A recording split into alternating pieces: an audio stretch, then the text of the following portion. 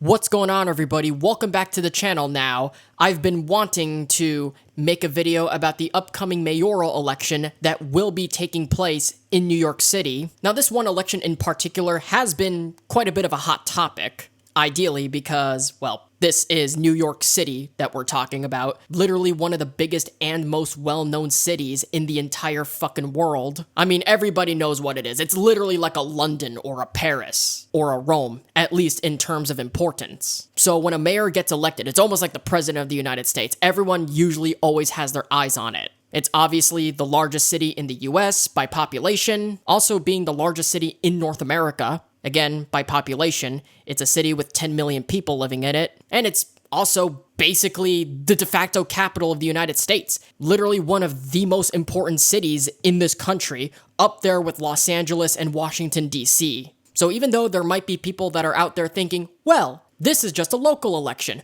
Who the fuck even cares who's mayor of a city? Well, it's not just a city, this is the city. I understand that not all local elections are really that important. Believe me, local elections are actually important, even though it doesn't really affect you on the federal level. If you live in that local city, this does mean a lot to you. And I get nobody really pays attention to like the small cities, but again, this is New York City we're talking about here. This is not some like random ass little small town like Breezewood. This is the largest and most influential city in this nation, with 10 million people living in it, a central cultural hub, home to a lot of businesses and studios and all this other shit that this country pretty much relies on. So yes, there clearly is a reason why everyone is paying attention to it, because it's important. Not just to the local people of New York City, but also to this country as well. But there's also another reason why a lot of people are paying attention to it, because of one particular individual who is overwhelmingly leading the polls,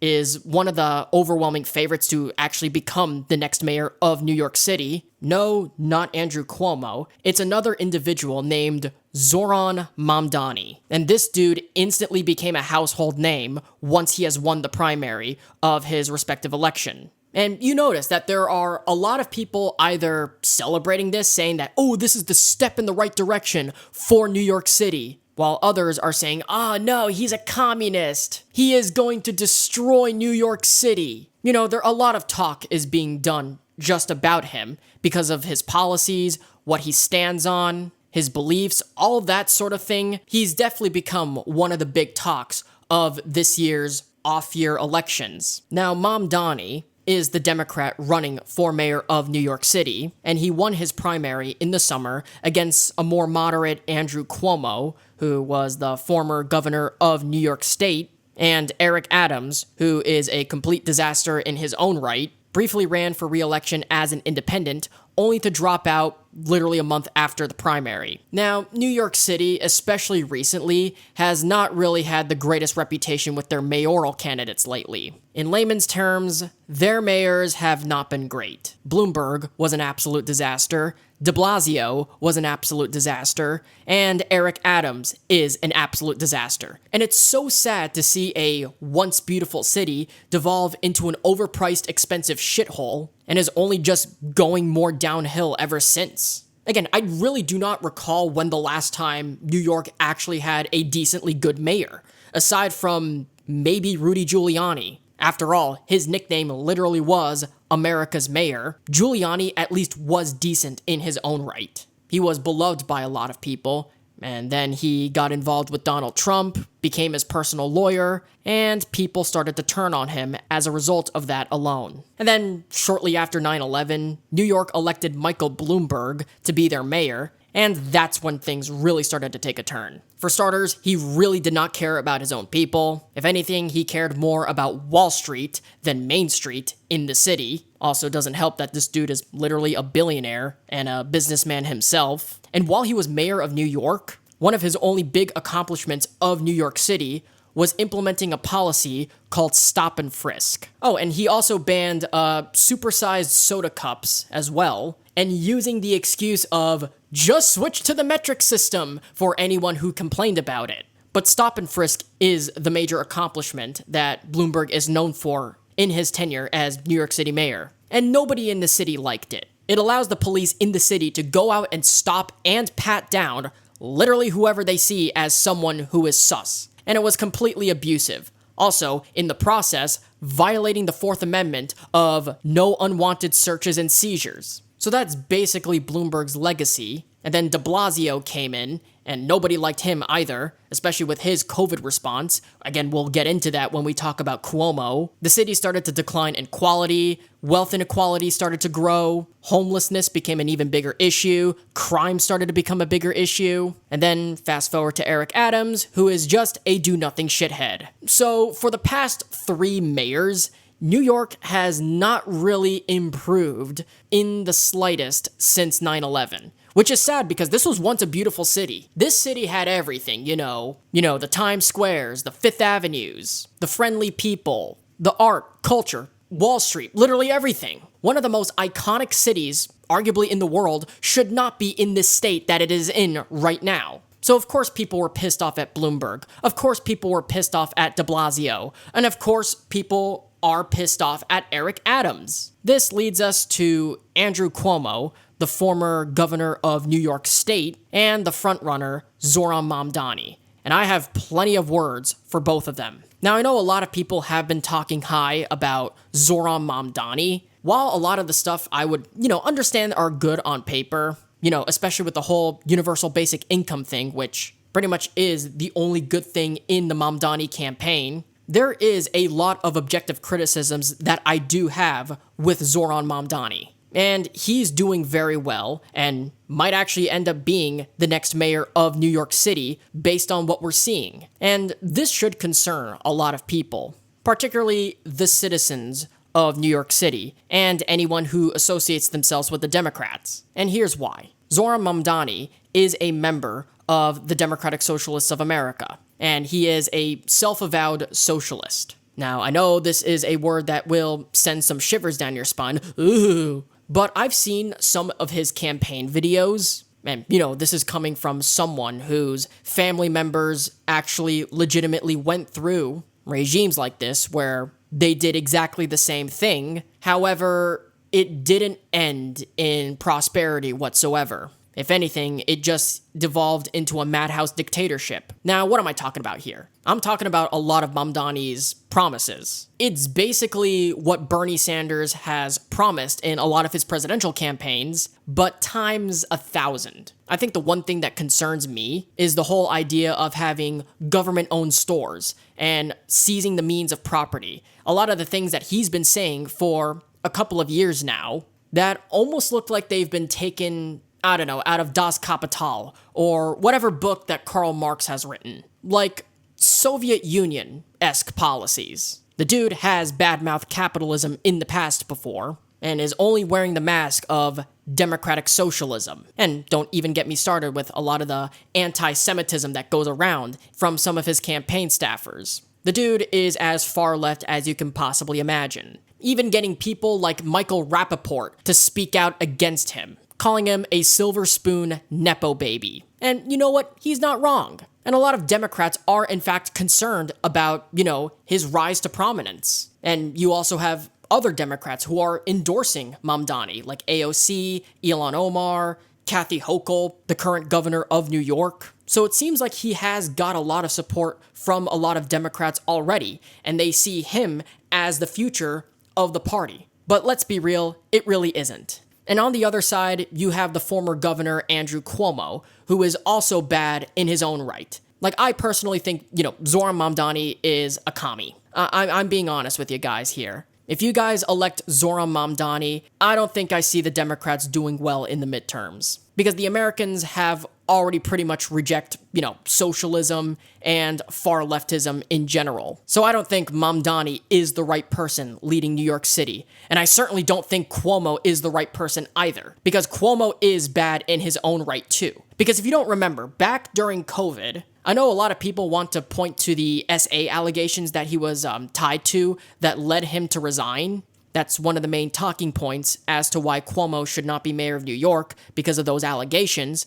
But there's also another reason for that too. Now, when COVID was going on, like 5 years ago, damn, time really does go by fast. Like when the COVID pandemic was happening, the United States was obviously the hardest hit when it came to COVID. And the reason for that was because of New York. because that was the hardest hit in the COVID pandemic of the United States. And that was essentially because of Cuomo's decision, by the way, against CDC guidelines. And then he tried to gaslight the people into thinking that he was only just, following national suggestions and actual national guidelines. But in reality, he wasn't.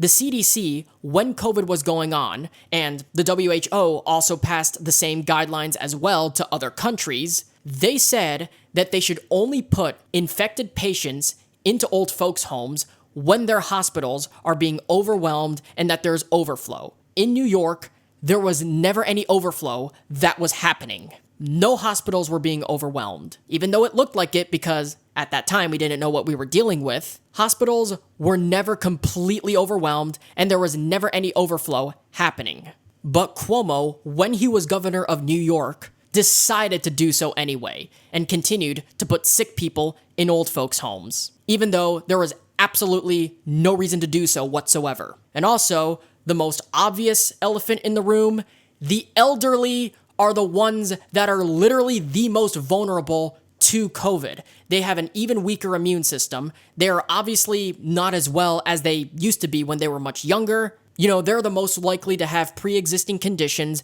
They're the most likely to have comorbidities. And because of their age alone, their immune systems are much weaker than that of a younger individual. Those are the ones that were literally trying to be protected by COVID, and yet Cuomo completely disregarded that, continued to put the sick people in the old folks' home, that increased infections, and ergo, increased deaths. Whoopsies, Cuomo killed grandma. And you know what? I don't think that's the right person that should be running New York City. Someone who literally misinterpreted the guidelines, thinking that because there were literally no overflow happening in hospitals, you carelessly got people killed because of your own stupidity. So no, I do not want Cuomo. And again, I still do not want Mamdani. But he's the one, clearly, that is being the frontrunner of this mayoral election. So the city is poised to potentially elect a person who is a self-proclaimed socialist, is actually a silver spoon Nepo-baby, has already even gotten comparisons to Castro when he was coming into power. That might end up being your mayor. Now, the reason for that, the reason for his rise, is pretty much obvious. And unfortunately, the DNC is not going to be able to admit to this because they don't have self-awareness due to their shitty leadership like Hakeem Jeffries and Chuck Schumer. So again, they'll never admit to this. They'll just pretend that it's a mystery as to why Zohran Mamdani is doing well. He rose up to the ranks, and he is doing well because year after year after year after year, not just in the wake of 2022 and 2020 and in 2018, but before that, and I mean way before that, you guys have consistently, to millennials, to Generation Z, and now even to Generation Alpha, promised people all sorts of things that are never fulfilled. And you have all sorts of these statements from the neoliberal side of the Democrats, at least, that are basically owning up to that and the fact that are saying, yeah, we were actually supposed to talk about this leftist stuff, but we never really delivered it. This is almost kind of like Trump. A lot of Republicans always talk a big game.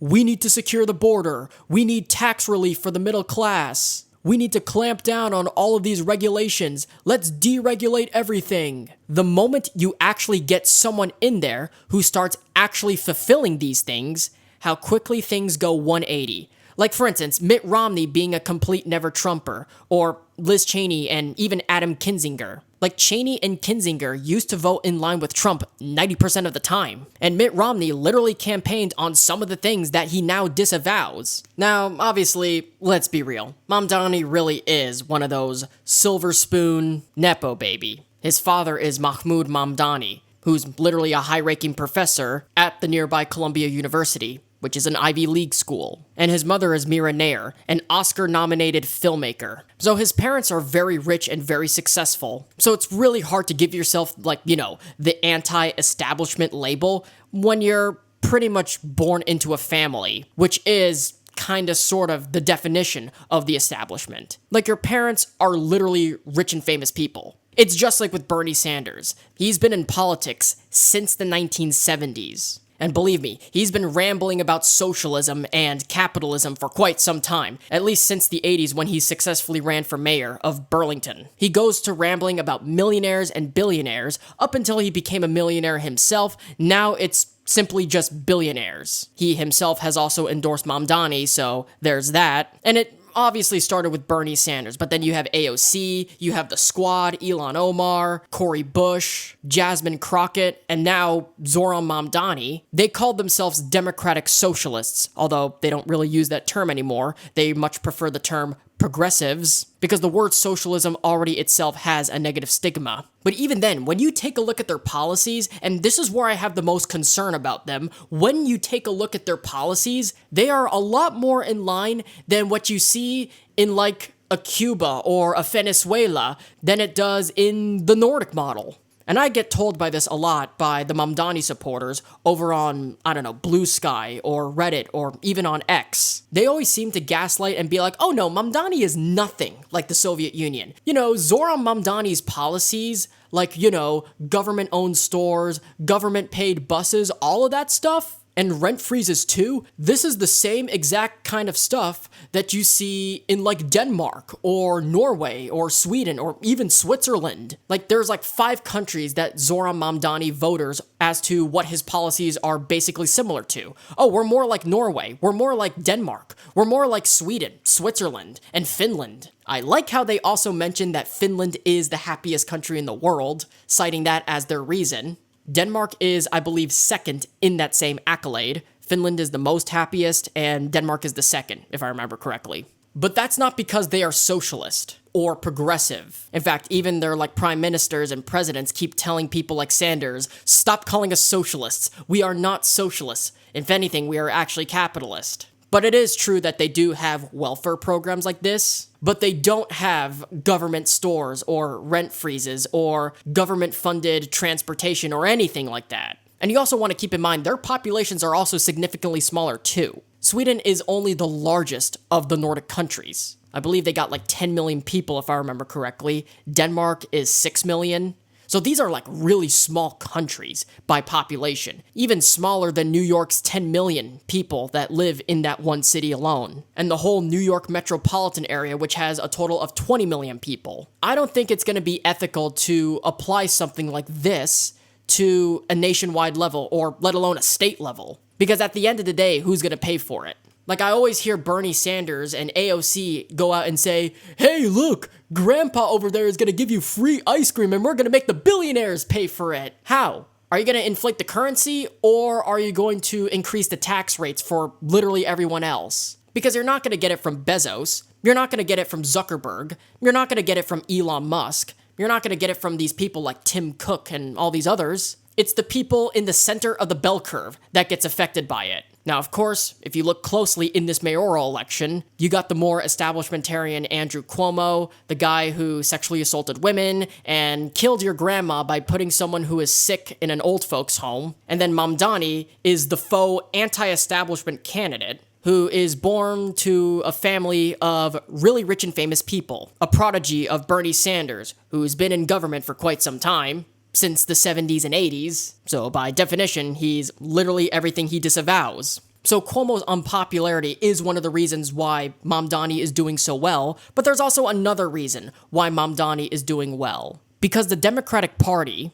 would say all sorts of leftists and progressive things in order to gain voters. We want to take care of the student loans, we need to freeze rent, we need to be more woke. They would promise all sorts of these things and never fulfill them. Obama never did, Clinton never did, Joe Biden certainly never did, and Kamala Harris especially never had anything to do with it. She pretended to, for the cameras, just to look good. One of the reasons why she lost. The same exact mistake Hillary Clinton made. You ended up getting a populist elected because the Republicans realized that the youth was being ticked off and decided to capitalize upon that by saying, hey, you know, what about this dude right over here who's actually got a little bit of a different drum he's marching to, and he's singing a completely different tune. We'll try something different, maybe it'll work. And it did. And of course, if Mamdani ends up getting elected, the Democrats might have to end up going through the same thing. And this is why you've been hearing a lot of the talk is like, oh, if Mamdani gets elected, this is the end of the Democratic Party, because it really is an ultimatum on where they want to go. And Cuomo is not really that enthusiastic to the youth anyway that lives in New York City. Mamdani is getting a lot of that youth vote already because the youth has heavily already voted on that stuff anyway. That's why he's the front runner. It's also why you're seeing a lot more progressives get elected into office too. The thing is that the Democrats kept getting that youth vote by making promises they never fulfilled, and people like Sanders, like AOC, and like Mamdani in his campaign are all saying, well, all those damn dirty other establishmentarian Democrats can't stop us. I'll actually fulfill those. Now, of course, he most likely won't. At the end of the day, if more people like him were to get elected on the federal level even, let's be real, he's lucky that this is only a local election, but let's say people like him get elected on a larger scale, like on the state level or even the federal level, you think that the Never Trump thing stopping some of Trump's policies are bad? There would be like a Never Mamdani or a Never AOC element of the Democrats that would be twice as large. It would either kill the Dems outright and they'll never win another election, or that the socialist progressive aspect of the party would be short-lived anyway, and it would die out quickly. Because a lot of the Democrats are saying, hell no, I'm not voting for socialism because I'm not a socialist. I don't want socialism. I'm a Democrat. I'm a liberal, or a neoliberal, more specifically. And you already see a tiny bit of this happening right now. Take a look at John Fetterman, Bill Maher to some degree too. These people don't even agree with the ideologies of their own members who are like seen as the future of the party. The DNC is fucked. And unfortunately, they don't even realize it. And, you know, maybe I'm sounding a little bit too cynical, but a person like Mamdani, no matter what happens in the New York election, will not be successful on the national level. People have already rejected people like him. There's a very good reason why Bernie Sanders got crushed in 2020. It can easily happen again on a much larger scale if Mamdani is seen as the future. So really, this is just more of like a no-choice election anyway. New York has not had a good mayor in such a long time. I mean, take what I said about Mamdani as a warning. I'm not saying go out and vote for Cuomo because he fucking sucks too, but do not be surprised if whatever happens in this election, people start fleeing the city for, I don't know, Miami or Orlando. Because people have already rejected socialism too much in this country. It's just not going to end too well. And that's why it's just so hard for me to form an opinion on it. Aside from, I don't know, universal basic income, Mamdani should not be the future of this country. And you certainly should not bring Cuomo back into politics. So, I really don't know. I mean, I just don't know. Good luck, New York. You're gonna need it. So what do you guys think is gonna happen? Is New York City fucked? Does Mamdani have a chance? Is Mamdani the right person to lead New York City? Or do you think they should give Cuomo another shot? What about this Curtis Silva dude, which I've also been hearing? Although, me personally, I really do not like him. What about the other elections that are also taking place? Like in Virginia, and even New Jersey. Jack Citarelli looks to be trying it again. Although Virginia has Winsome Sears, who is the lieutenant governor, and Abigail Spamberger, I think. I think there's been a lot of controversy going on in there. But yeah, let me know what you guys think in the comment section down below. As Philip DeFranco style, I always love to pass the conversation straight down to you. So with that being said, thank you guys so much for watching. If you guys enjoyed, make sure to hit that like button down below. And if you're new around here, make sure to subscribe to the channel and ring the little bell for notifications. Don't forget to follow me on all my social medias. Links are in the description below. Yes, I will be covering this election on my X. New York City, Virginia, and New Jersey are obviously the major ones, so I will be covering those as they go on, just like I did last year with election night. So if you don't want to miss out on that coverage, make sure you follow me on X at Axiom, that is at AXY0M. It will be in a pinned comment down below as well. Share this video around with your friends, families, boyfriends, girlfriends, enemies, whomever. Definitely helps me out a lot, helps the video grow, and helps grow the channel if you were to share this video with whomever you know. But most importantly, like I do every time I sign off, like, subscribe, ring notifications, and until then, I'll see you guys in the next one. Take care, talk soon, you're awesome.